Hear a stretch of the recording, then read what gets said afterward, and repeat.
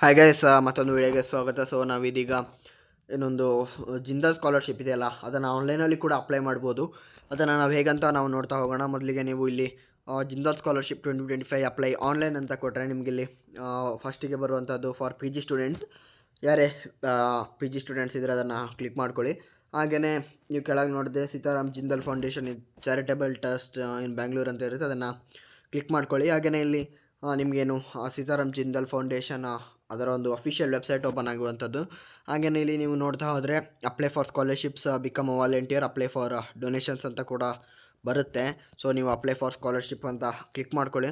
ಹಾಗೆಯೇ ಈ ಲಿಂಕನ್ನು ನಾನು ಡಿಸ್ಕ್ರಿಪ್ಷನಲ್ಲಿ ಕೂಡ ಕೊಟ್ಟಿರ್ತೀನಿ, ಡೈರೆಕ್ಟಾಗಿ ನಿಮಗೆ ಏನು ಈ ಪೇಜು ಓಪನ್ ಆಗುವ ಹಾಗೆ.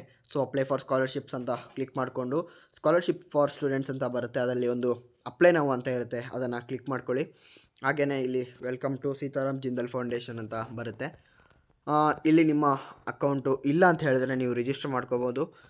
ನಾನು ಮಾಡಿರೋ ಪ್ರಕಾರ ಅಷ್ಟೇನು ಕಷ್ಟ ಆಗಲ್ಲ ರಿಜಿಸ್ಟರ್ ಮಾಡ್ಕೊಳ್ಳೋಕ್ಕೆ. ಒಂದು email I D, phone number ಮತ್ತು ನಿಮ್ಮ ಒಂದು ಹೆಸರು ಮತ್ತು ಒಂದು OTP ಹೋಗುತ್ತೆ, OTPಯನ್ನು ಫಿಲ್ ಮಾಡಬೇಕಾಗುತ್ತೆ.